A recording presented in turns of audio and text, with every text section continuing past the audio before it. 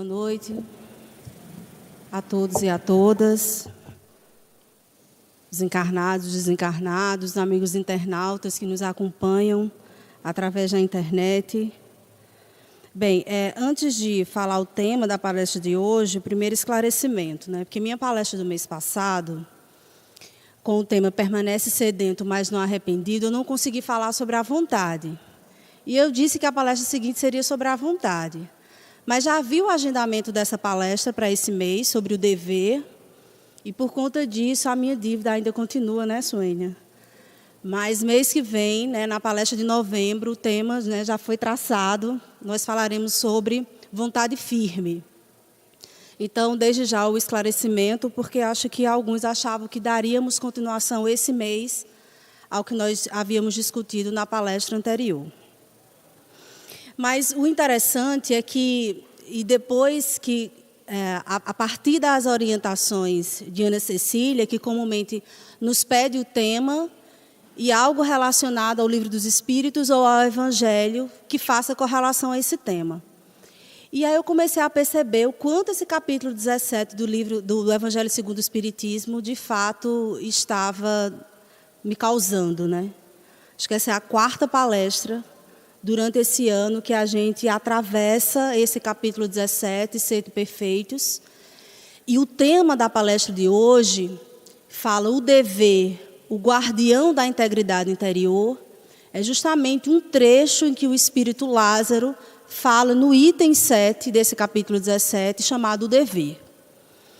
E, particularmente, o que me chamou a atenção é que não havíamos até então nos apercebido do porquê o dever, ele guarda, ele protege a nossa integridade interior. E aí nós fomos fazendo uma leitura, uma reflexão um pouco mais profunda a respeito disso. Há um jargão popular que diz que dever cumprido, a gente consegue dormir e botar a cabeça no travesseiro. Que a sensação de dever cumprido nos traz paz de consciência. E aí torna-se compreensível porque é que o dever guarda a nossa integridade interior. Porque quando a gente cumpre aquilo que adequadamente a nossa consciência determina, isso nos traz paz de espírito. E o cumprimento desse dever não quer dizer que a gente vai estar livre de sofrimento, de provações, de dores. Muito pelo contrário. Às vezes é a consciência do cumprimento desse dever, mesmo diante das intempéries e das adversidades, mesmo assim nos traz paz de espírito. Então, aparentemente, pode ser uma situação um tanto paradoxal. Como é que a pessoa está vivendo um momento de muita dificuldade, muita dor, e mesmo assim ter paz de espírito? Muito aparentemente, isso pode ser uma contradição. Porque, no fundo, isso representa a nossa trajetória em processo de evolução. Nas provações, às vezes na dificuldade e no cumprimento do dever, nas circunstâncias difíceis, é que a gente adquire a nossa paz de espírito. Então, é a partir dessas reflexões que nós vamos, né, trabalharmos um pouco na noite de hoje. E aí nós vamos para o item 7 desse capítulo 17 do Evangelho segundo o Espiritismo, Sede Perfeitos, em que o Espírito Lázaro vai problematizar um pouco a respeito do dever. E uma das observações iniciais que ele traz é o seguinte: o dever é a obrigação moral, primeiro para consigo e em seguida para com os outros. E isso é compreensível naquela sentença de Jesus, quando ele diz: ama o próximo como a si mesmo. Porque se a gente não se ama, se a gente não cumpre inicialmente o dever para consigo, a gente se atrapalha no cumprimento do dever e do amor para com o nosso próximo. E aí eu lembrei de uma analogia que Haroldo Dutra faz numa palestra, daquelas orientações que as aeromoças nos dão em viagem, né, no avião. Em caso de despressurização, máscaras cairão na sua frente. Primeiro coloque em si e depois auxilie os outros. Inclusive se forem crianças. Porque diante do desespero, a gente às vezes atrapalha muito mais no lugar de salvar. Aí morre a si mesmo e ajuda a morrer o outro. A partir dessa compreensão que o dever é uma obrigação moral, primeiro para consigo, é porque sabe-se que uma alma ajustada tem melhor condição de auxiliar o próximo. Que uma alma que cumpre devidamente o seu dever tem melhor condições de, no mínimo, deixar de atrapalhar a vida alheia. Porque nós ainda estagiamos nessa faixa de que a gente cuida mais da vida dos outros do que da nossa. A gente atrapalha os outros e a nós. Então, quando ele já abre as reflexões dessa passagem, dizendo que o dever é a obrigação moral, primeiro para consigo, é dizendo, primeiro cuidemos de nossas vidas. Quando a nossa vida estiver muito bem organizada, harmonizada e cuidada, é que talvez a gente tenha maior responsabilidade e consciência de cuidar da vida dos outros. E a partir dessas observações, ele também nos diz que o dever é a lei da vida. E quando a gente vai refletir com um pouco mais de atenção que o dever é além da vida, é a lei da vida, a gente entende porque é que as leis divinas são tão perfeitas. Porque imagine se o sol se rebelar e dizer, olha, hoje eu estou muito cansado, e o amanhecer do dia não vai funcionar hoje não.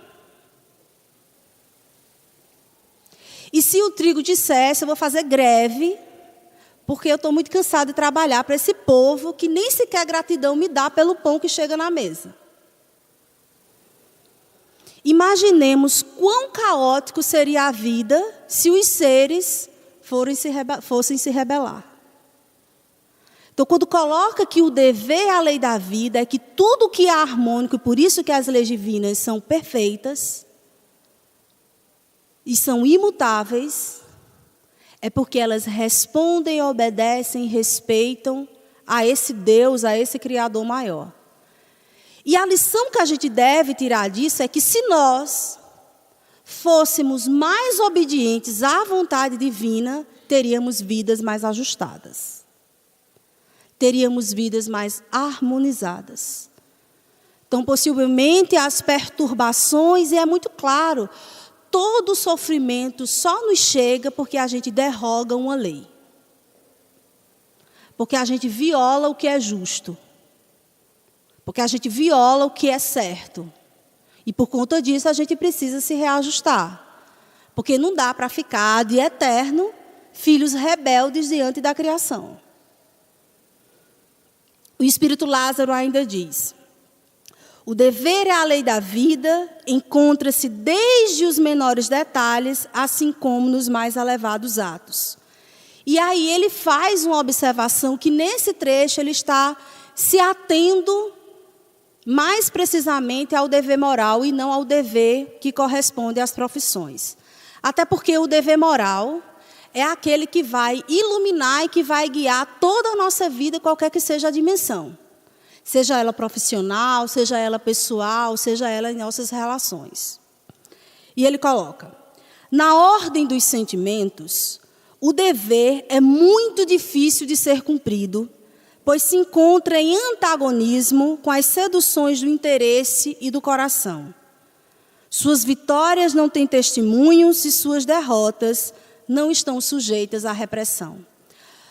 O interessante dessa passagem, quando ele nos diz que na ordem dos sentimentos o dever é muito difícil de ser cumprido, porque nós vivemos essa luta íntima entre o que as paixões indomáveis quer que a gente faça e o que a nossa consciência aconselha. O que é que o animal que ainda nos compõe quer e o que é que o anjo que está pedindo que a gente se ilumine deseja. E às vezes essa luta íntima é invisível aos olhos humanos. Às vezes ela está lá no fundo das nossas maiores angústias, das nossas solidões, daqueles encontros mais íntimos que a gente tem com Deus em nossas orações. E nem espera aplausos quando a gente consegue vencer o desafio. E nem sequer ter a repreensão dos outros. Porque, às vezes, as complicações que a gente vem tomando aí, é tão comum os outros tomarem, que ninguém vai reprimir se a gente faça. E quem comumente exerce a reprimenda é a nossa consciência. Que diz, filho, não é bem por aí, pensa melhor. Eu sei que tem uma massa humana lá fora fazendo isso, mas é melhor pensar mais um pouquinho. Será que é isso mesmo? É o latejo da nossa consciência dizendo, cuidado, sejamos um tanto mais prudentes, trabalhemos com a reflexão mais serena, para que aí a gente possa tomar as decisões. E essa luta é uma luta solitária. É uma luta intransferível. E aí o Espírito Lázaro ainda coloca: o dever íntimo do homem é governado pelo seu livre-arbítrio. Esse aguilhão da consciência, guardião da integridade interior, o adverte e o sustenta, mas permanece muitas vezes impotente perante os enganos da paixão. Então, muitas vezes, a gente sabe o que deve fazer, mas a gente perde a luta pelas ilusões das paixões que ainda nos comandam. E aí, quando ele coloca o dever como esse guardião da nossa integridade interior, é porque é ele quem vai direcionar lá no nosso íntimo o que é melhor para a gente. Quais devem ser as melhores escolhas? Quais devem ser os melhores hábitos? As decisões que vão dirigir as mudanças em nossas vidas. Eu gostei muito dessa representação do dever como guardião da nossa integridade, é porque é esse guarda mesmo, que está lá nos alertando, sustentando quando a gente está com vontade firme de fazer as mudanças, de decidir o melhor. Ele está lá apoiando, porque ele sabe que se a gente conseguir travar essa luta e, no final, vencer o bom combate, seremos um homem muito mais íntegro. E, a partir dessa compreensão, fica muito clara a problematização que Joana de Ângeles traz no seu livro Momentos de Consciência, em que Joana vai problematizar esse tema da consciência com a integridade. E Joana inicia suas reflexões dizendo que a vida é composta disso, de sucessivos desafios, de aprendizagem em aprendizagem, a cada experiência que a gente passa, que a gente vivencia, nessa nossa trajetória evolutiva. E aí ela traz algumas observações interessantes, quando ela nos diz o seguinte: na trajetória que enceta, normalmente, o ser se vincula às comodidades da conjuntura carnal, seja pelos atavismos animais que nele predominam, ou porque se acomoda à situação em que estagia, sem dar-se conta da imperiosa necessidade de crescimento. Aí é por isso que a gente entende que, na maioria das vezes, o dever sucumbe diante das nossas enganosas paixões. Porque nós ainda estamos ataviados a esse primarismo, a essa animalidade, e ela ainda usa um termo muito interessante. Nós estamos acomodados nos estágios em que nós nos encontramos. Porque dá muito trabalho, né? Crescer, mudar. Então, a gente vai levando a vida que a gente tem. Sem empreender maiores reflexões e sem entender o quanto isso está atrapalhando o nosso crescimento. E aí passa um dia após o outro, e um amanhecer atrás do outro, parece até muito mais cansaço de vida do que oportunidade de vida. Então, a gente precisa entender quais são esses atavismos que não fazem com que eu cumpra o meu dever. Que natureza animal é essa que não me permite evoluir? O que eu ainda não conheço de mim mesmo e, por conta disso, eu não consigo alavancar maiores mudanças? Talvez se a gente pudesse parar um tantinho de deixar de olhar a vida do outro e olhar um pouco mais para si, a gente conseguiria caminhar um pouco mais depressa. Mas comumente a gente perde muita energia sendo guardião da vida alheia, no lugar de ser o guardião da nossa integridade moral, da nossa reforma íntima. E Joana ainda coloca: todo desenvolvimento rompe amarras, facultando libertações e, às vezes, gerando dor. Porque para crescer, para a gente se libertar desses atavismos, a gente precisa trabalhar. A gente precisa assumir uma luta íntima de dizer: eu vou abrir mão de ser o que não me convém mais para me tornar um homem de bem. Eu preciso abrir mão disso que hoje me perturba. E eu estou acomodado nesse estágio, sem conseguir construir a minha felicidade futura, porque eu não cuido do meu presente. E nessa luta íntima, se a gente estiver atento ao dever que lateja em nossa consciência, dizendo o que nós devemos fazer com as nossas vidas, se a gente desse um tiquinho mais de atenção, nós traríamos enormes revoluções em nossas vidas. Mas é como se a gente vivesse uma vida desapercebido de si mesmo, caminhando sem objetivo, sem saber quais os reais sentidos de estarmos aqui, e a gente vai levando a vida como ela quer bem nos levar, sem assumir uma reflexão mais profunda do dever que nos cumpre fazer. E o Espírito Lázaro ainda nos diz: o homem deve amar o dever, não porque o preserve dos males da vida. E preserva, tá? Porque se a gente presta atenção no dever que nós devemos cumprir, nós estamos construindo um futuro com mais bem-estar, com menos conflitos, com menos dores e sofrimentos. Porque quando eu cuido do que eu estou fazendo no agora, eu sei qual é o futuro que eu estou planejando no porvir.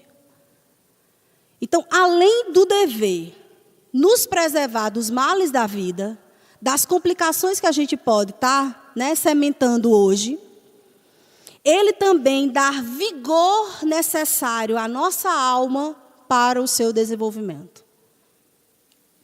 Porque quando a gente tem a plena consciência que aquilo que nós estamos fazendo, a missão que nós abraçamos está sendo cumprida, nós revigoramos os nossos propósitos de vida. Por mais que a luta seja árdua, e quem não tem luta árdua? Por mais que as provações sejam difíceis, e quem não tem?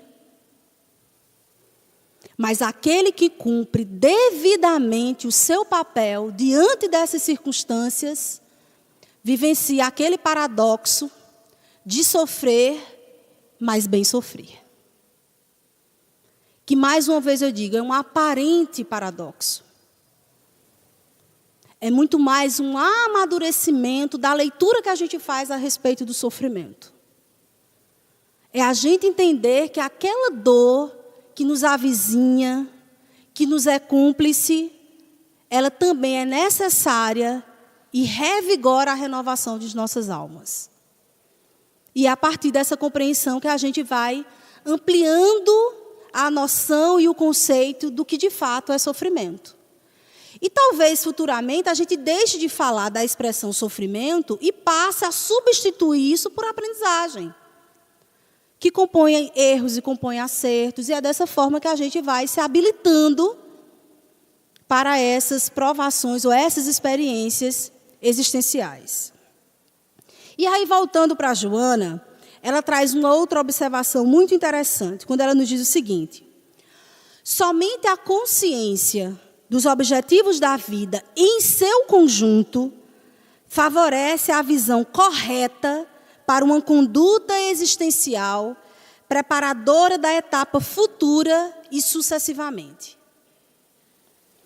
Vamos dar destaque a essas observações de Joana. Quando ela diz somente a consciência dos objetivos da vida em seu conjunto. Porque às vezes a gente acha que o objetivo da nossa vida é exercer aquela profissão que a gente tem talento. É só? Será que é só? E tem tantas pessoas que acreditam tão nisso que se perdem acreditando que o seu único dever é isso. Por isso é interessante quando Joana coloca que a consciência dos objetivos da vida em seu conjunto. Porque nós temos deveres múltiplos ao estar aqui. É conosco, é com a nossa família, é com o nosso trabalho, porque isso afeta coletivamente, é com a política, é com a sociedade. Eu estava lendo recentemente um livro de Frei Beto, que ele trouxe uma referência a uma das pessoas que foram importantes, impactantes na sua trajetória política e espiritual. E ele diz o seguinte, quando ele diz que a política é uma caridade, é um exercício de amor. Porque ele diz que na caridade pessoal a gente pode matar a fome de uma pessoa. E na política a gente pode erradicar a fome. Então, estar em sociedade, ser cidadão, é ter consciência do seu dever. Porque é muito bom cumprir o dever na casa espírita, cumprir o dever com sua família e sonegar imposto. Olha a implicação disso para a coletividade. Olha a implicação para a sociedade brasileira desses altos níveis de corrupção. Isso tem impacto na vida de milhões de pessoas. E nós não estamos fora disso. Então, a gente precisa tomar consciência de quais objetivos de nossa vida nesse conjunto. E Joana ainda assevera, para favorecer a visão correta para uma conduta existencial preparadora da etapa futura.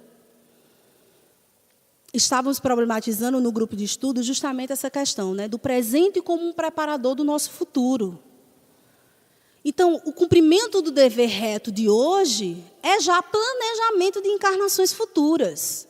Olhemos o que é a nossa existência de agora. A programação reencarnatória dessa nossa existência está ligada ao nosso passado. É o que a gente deixou como aprendizagem completa. É o que a gente precisa, de fato, aprender um tanto melhor. E é a partir dessas experiências do passado que a gente vai fazendo uma programação para essa encarnação. E o que será as nossas reencarnações futuras? O que será? Todos nós sabemos. Basta a gente prestar um tiquinho de atenção. Que todos nós teremos essas respostas. Quer saber o que a gente vai ser no futuro? O que a gente pode esperar do futuro? Basta olhar o que a gente está fazendo agora. As nossas reencarnações futuras estão sendo forjadas hoje. A partir da sementeira que nós estamos dando atenção na atual encarnação. E é nessa perspectiva que Joana indiretamente diz, cuidado. Cuidado com o que estás fazendo com essa oportunidade existencial. Cuidado para saber se a tarefa tal ou não está sendo cumprida. Estejamos atentos. Estejamos atentos. E ela ainda coloca, a integridade resulta da disciplina das tendências negativas, das aspirações superficiais. A integridade resulta da disciplina das tendências negativas. Se quisermos forjar qual homem de bem seremos no futuro, cuidemos de agora de disciplinar as nossas tendências negativas. Quando nesse mesmo capítulo 17, Kardec problematiza a questão dos bons espíritas e nos traz a caracterização, talvez das mais sábias, do que de fato caracteriza o verdadeiro espírita, é aquele que está preocupado com sua transformação moral e que se esforça para domar as suas más tendências, as suas más inclinações. Porque para forjar o homem de bem do futuro, eu preciso cuidar disso hoje. É hoje. Então, a partir dessas construções, desse trabalho, em que a nossa integridade ou o nosso objetivo, de fato, de sermos uma pessoa íntegra, a gente precisa cuidar dessas tendências negativas que ainda nos compõem. E o trabalho é para ser iniciado hoje.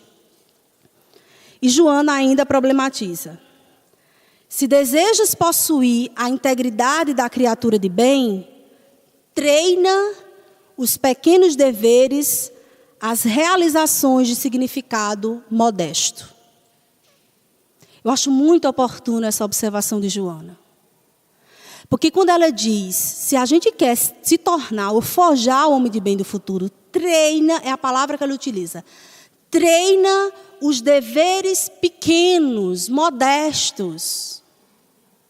É porque ela sabe que a gente é afobado. Joana sabe que a gente se complica. Que por querer ser rapidamente o homem de bem, que a gente usa aparências. Que a gente adota comportamentos exteriores sem ter ressonância com a transformação íntima. Ela sabe disso. Porque ela cuida de uma legião de atormentados que somos nós, completamente equivocados, completamente perturbados nas emoções e no psiquismo. É uma psicóloga que forja cuidado para com essa humanidade há milênios. Então ela sabe que nessa tentativa de dar um passo maior do que a nossa perna, quantas vezes a gente já não caiu? Quantas vezes a gente não criou falsidade para o nosso projeto de vida? Desonestidade mostrando que não é. No exterior forja-se uma pessoa, na intimidade se mostra outra. Então é desse lugar, de que tem propriedade e que conhece profundamente a psique humana, que Joana nos alerta. Eu não diria nem nos alerta, ela nos convida a dizer, se a gente quer forjar, se deseja, se de fato a gente deseja conquistar a nossa integridade, que a gente, a cada dia, treine os pequenos deveres. É dizer, filhos, um passo de cada vez. É um passo de cada vez. Quando Jesus nos adverte a cada dia o seu mal, é dizer, deixemos de ser ansiosos. Não faça uma renovação de fachada. É uma coisa de cada vez. Acreditando ou construindo pequenos hábitos. Porque a gente não vai ser, pelo menos eu tenho muita dificuldade, de ser esse monge que passa 5 horas. Tem uns que passam 5 meses em meditação. Não serei isso. Pelo menos nessa reencarnação, não. Mas os 5 minutos diários, todo mundo pode fazer. E ela sabe que é nesses pequenos atos, persistentes, sistemáticos, que a gente vai construindo, forjar nova integridade em nossas vidas. Então, uma coisa de cada vez, um passo ao seu tempo, que depois a gente vai estar fazendo coisas que a gente nunca imaginou que fosse capaz de fazer. Mas a gente fica querendo, né? Ser Francisco de Assis antes de ser Rafaela, não dá para ser. O passo dele, ou o compasso dele, faz parte, está linkado com a trajetória dele. O meu passo, o meu compasso, está linkado com a minha trajetória. O que mais importa é que nenhum de nós deixemos de caminhar, de construir a nossa trajetória. Isso é o que mais importa. Porque às vezes a gente fica só parado, contemplando Francisco de Assis, Madre Teresa. Ah, não vou ser nunca. Está tão distante. E não começa a fazer os pequenos hábitos que todos nós somos completamente capazes de fazer no dia de hoje. E Joana finaliza. O homem íntegro é fiel ao dever e nunca deserta. Ele tem consciência da sua utilidade que constrói e que, por consequência, é responsável, discreto e operoso. É aquele que tem plena consciência de que, por menor que seja a sua contribuição, ela é útil na obra maior do universo. E talvez seja isso que Jesus queira de todos nós. Porque se cada um fizer um tiquinho daqui, um tiquinho da acolá, um tiquinho da acolá, a gente consegue avançar muito mais rápido enquanto coletividade. E talvez esse seja o nosso grande desafio. Descobrir na pequeneza a grandiosidade do homem que a gente está construindo. E aí nós fomos para Emmanuel, no livro Pensamento e Vida, em que ele também trabalha o dever, num capítulo chamado O Dever. Eu digo que esse livro é pequeno, mas é profundamente grandioso. Esse livro Pensamento e Vida tem cada coisa que a gente não consegue imaginar o alcance das observações que Emmanuel traz.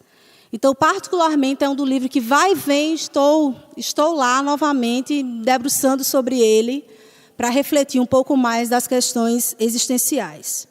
Olha o que o Emmanuel nos diz. Primeiro, ele traz uma conceituação do conceito de dever muito primoroso, quando ele diz o seguinte: o dever define a submissão que nos cabe a certos princípios estabelecidos como leis pela sabedoria divina para o desenvolvimento de nossas faculdades. O dever define a submissão que nos cabe nessa obra divina. E quando nós nos colocamos nessa condição de submissão ao cumprimento dessas leis, a gente se desenvolve.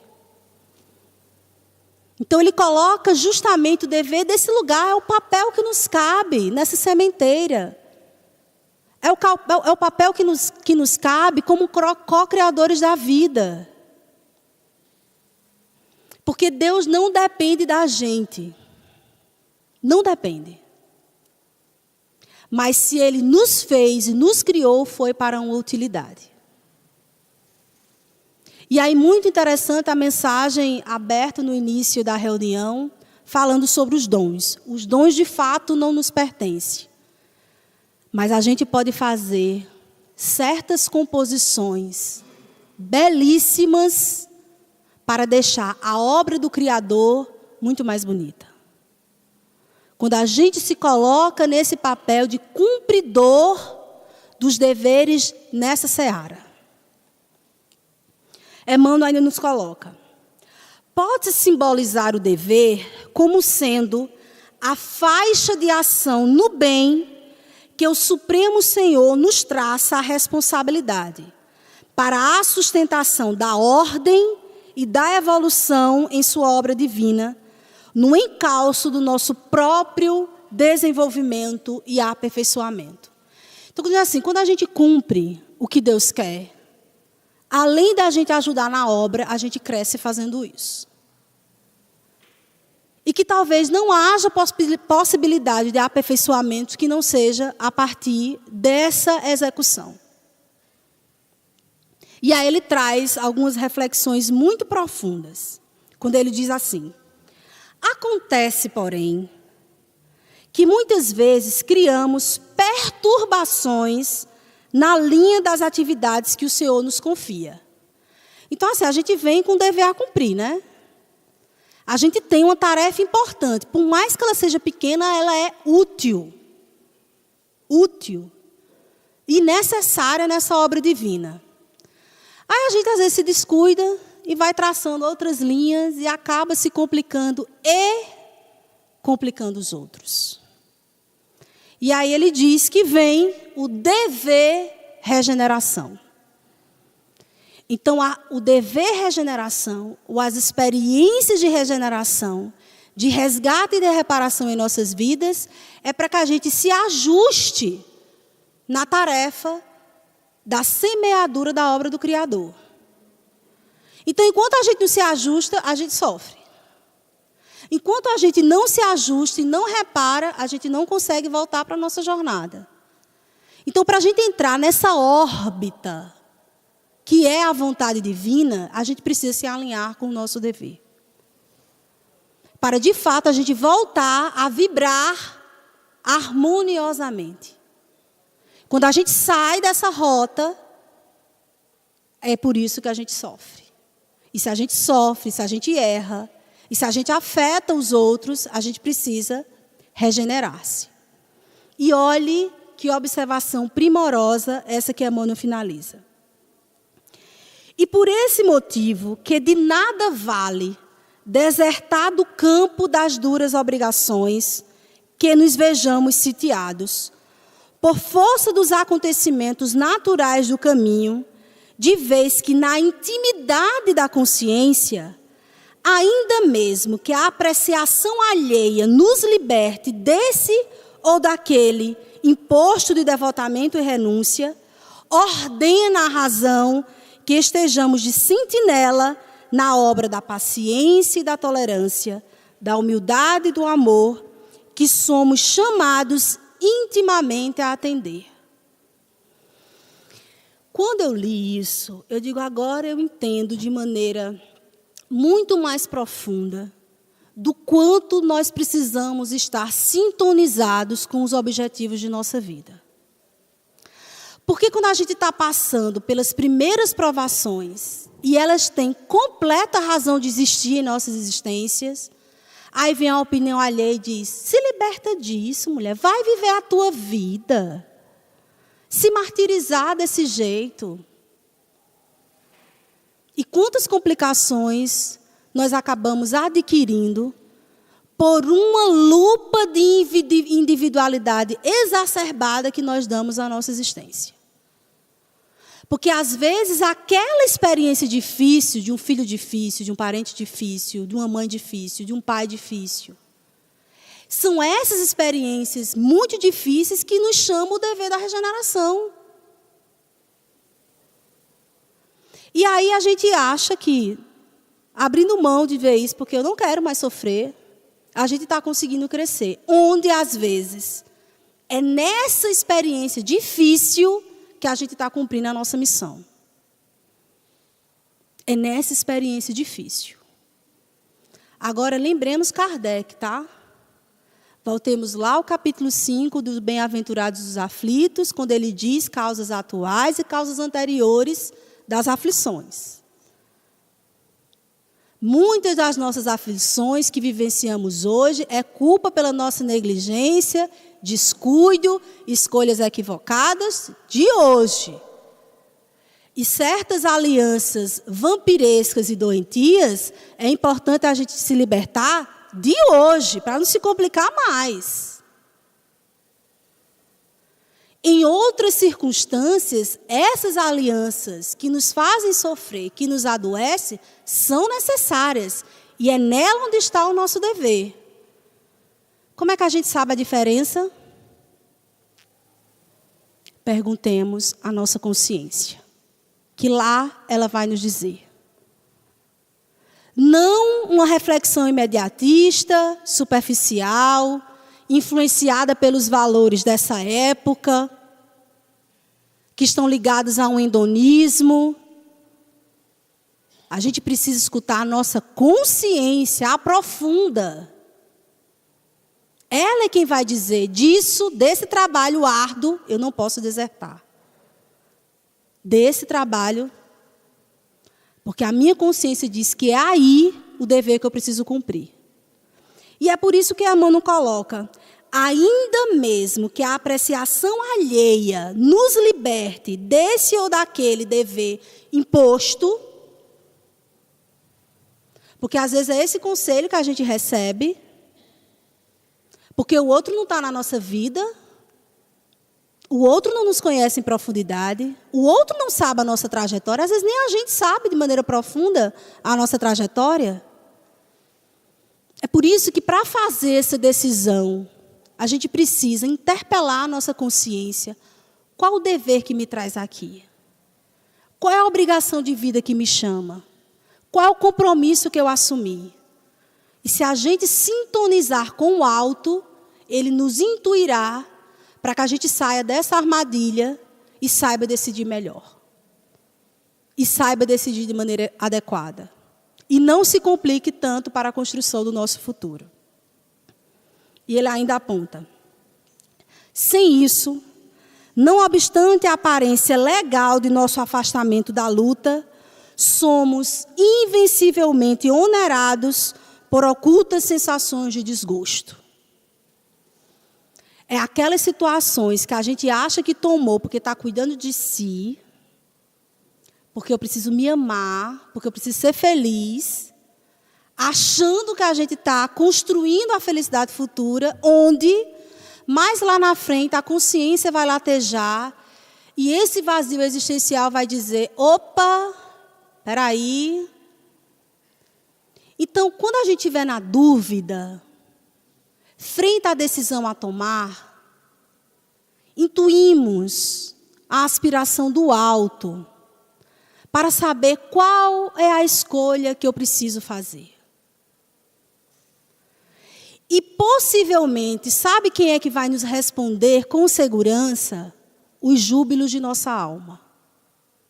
São aquelas pessoas que estão tão sintonizadas com a espiritualidade amiga, que mesmo sofrendo estará alegre.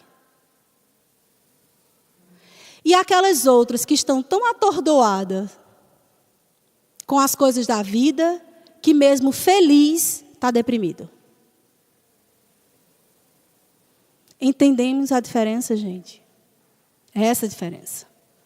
Quem está sintonizado com o seu dever, na bonança ou nas intempéries da vida, sente o júbilo da integridade.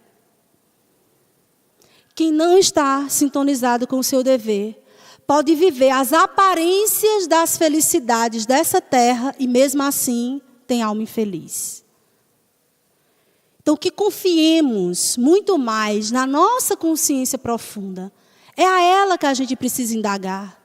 Porque a nossa consciência profunda está ligada à experiência iluminativa de nossa alma. E a nossa alma sabe aonde é que a gente precisa trabalhar. A nossa alma sabe qual o projeto que nós forjamos para estar aqui. Nosso espírito sabe exatamente o que veio fazer. E se hoje nós estamos confusos de que caminho seguir, é porque a gente está desconectado de nosso espírito. Restabeleçamos essa conexão.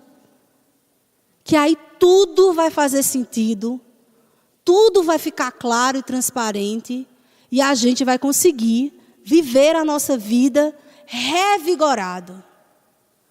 Por isso que Joana nos coloca de maneira muito clara que o dever revitaliza a nossa vida. Porque quando o nosso espírito sabe que a gente está cumprindo o que veio fazer, a vida ganha sentido. Então a gente precisa estar muito antenado. Quais são as emoções que eu estou vivenciando? De fato, eu consigo botar a cabeça no travesseiro e dormir com consciência tranquila? São essas as inquirições que nós precisamos fazer no nosso dia a dia. Eu também queria problematizar uma passagem que está no livro Depois da Morte, em que Leon Denis também nos fala, né, sobre o dever.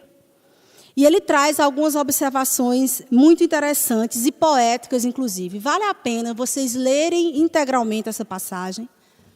Repito, está no livro Depois da Morte, no item O Dever. Ele nos diz o seguinte: o dever inspira os grandes sacrifícios, os puros devotamentos, os grandes entusiasmos.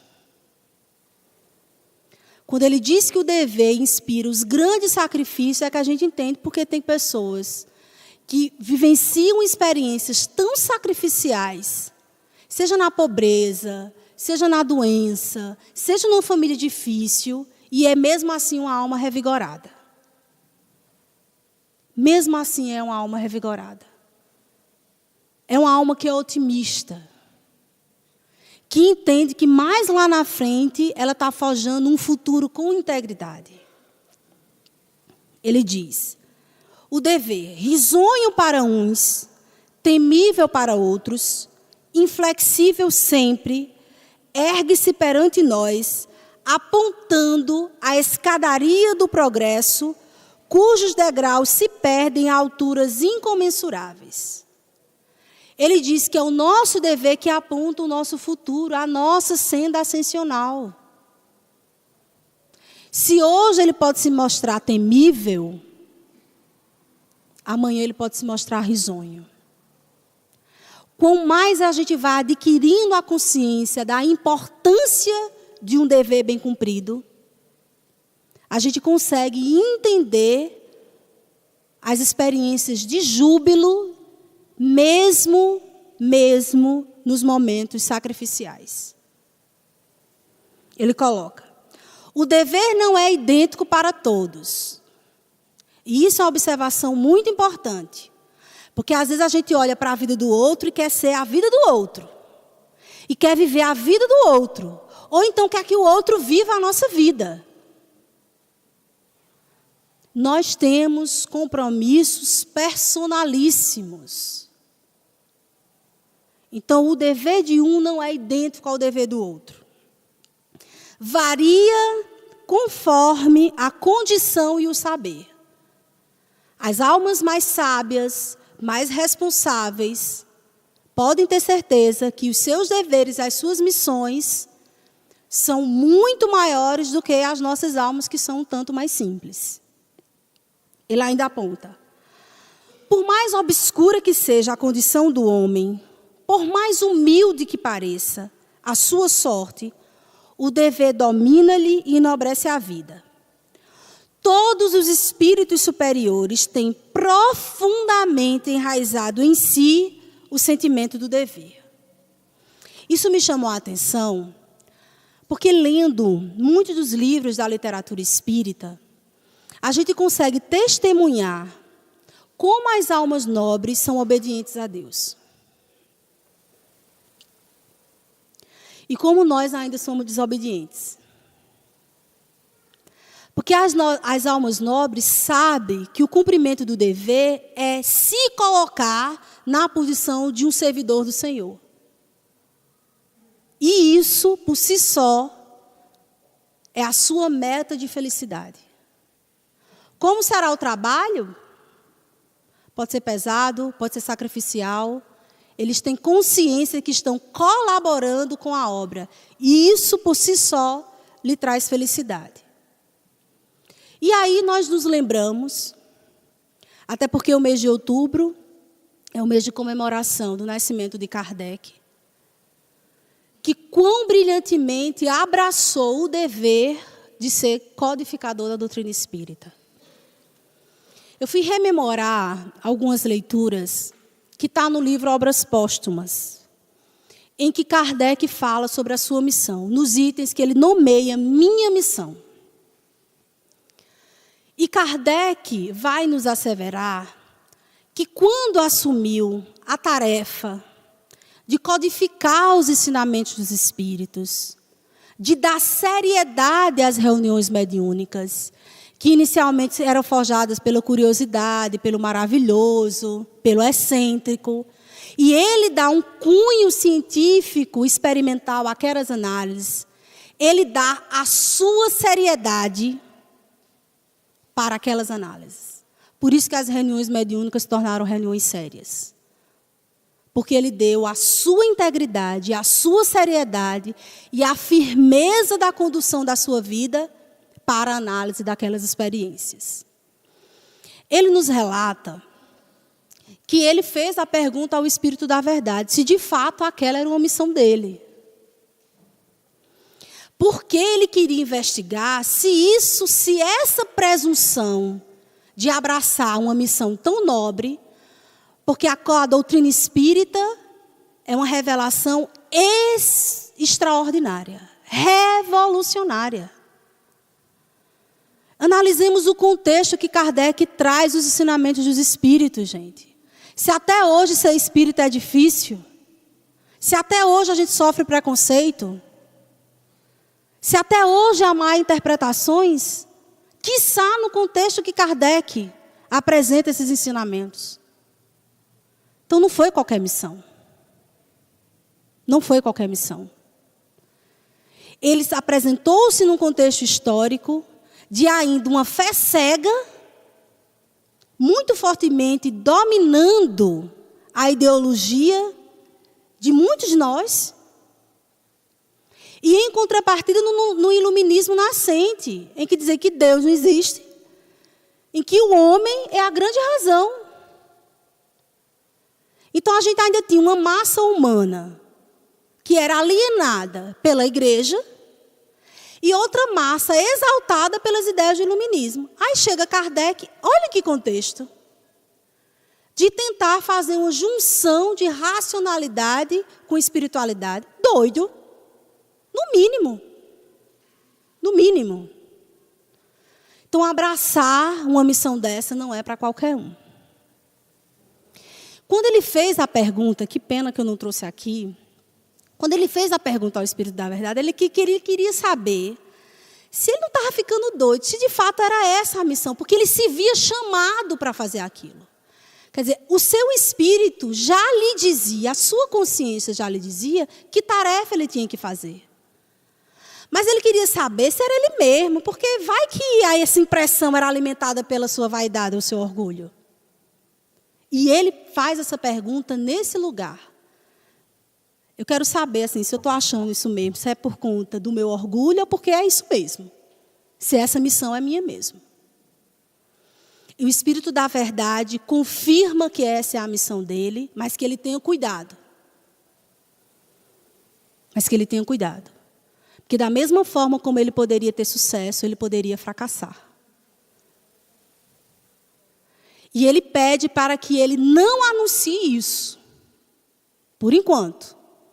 Porque quem anunciou Kardec como esse espírito nobre, como esse grande responsável por essa missão revolucionária, foi a sua obra, não foram as suas palavras. Não foram as suas palavras.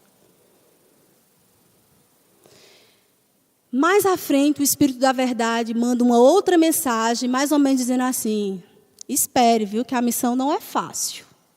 Vai ter traição daqueles a quem você mais confia, vai ter deturpação, vai ter cansaço, vai ter dor, vai ter decepção, vai ter sofrimento também. Já preparando. Testando sua firmeza. Então, o Espírito da Verdade preparou para tudo o que aconteceu. E belíssima é a mensagem, leiam lá, em Obras Póstumas. Belíssima é a declaração em que ele coloca que 10 anos e meio depois dessa mensagem, ele testemunha que vivenciou tudo aquilo que o Espírito da Verdade havia relatado. As decepções, as traições, os sofrimentos, a fadiga, a doença. Mas ele termina a mensagem dizendo, mais ou menos assim, ele, para me preparar, não me disse do bem que eu iria receber pelas almas consoladas pelas revelações espíritas. E diante de saber se o dever é penoso ou não, enxerguemos sempre o bem que estamos semeando para que no futuro recebamos o júbilo. O júbilo da boa nova para se fazer presente em nossas vidas. E quando a gente estiver achando que o nosso dever ou a nossa missão é muito pequenina, que a gente não é nada, e que não é importante, deixamos esses pensamentos vitimizadores e reveladores de arrogância e de vaidade de lado, para dizer, a minha missão é útil, por menor que ela seja. E aí eu queria terminar com a mensagem do espírito Albino Teixeira, psicografada por Chico, com o nome Nosso Dever. Por mais humilde, quando confrontando com as atividades que nos parecem superiores, amemos o dever que a vida nos reservou. No plano do universo, todo encargo é digno de apreço. O firmamento agasalha o mundo sob uma imensa abóbada de estrelas. No entanto, não desempenha as atribuições do telhado doméstico. O sol é um espetáculo permanente de luz, mas não realiza o serviço da lâmpada. O grande rio é um gigante de água movente, contudo, não executa em casa a função da bica. O celeiro guarda os ingredientes do pão, mas não consegue amassá-lo. O transatlântico transporta o salva-vidas, sem tomar-lhe a prerrogativa. Cultivemos o nosso dever por mandato da providência divina. O esforço anônimo do verme na fecundação da terra jaz revestido de extrema significação para ela e para ele. Assim também, a nossa tarefa particular pode não parecer aos olhos dos outros no desdobramento da vida. Entretanto, ela é sumamente importante para a vida e para nós. Cultivemos sempre entusiasmo e alegria de viver para cumprir a nossa missão com toda a dignidade que nos cabe. Muita paz a todos.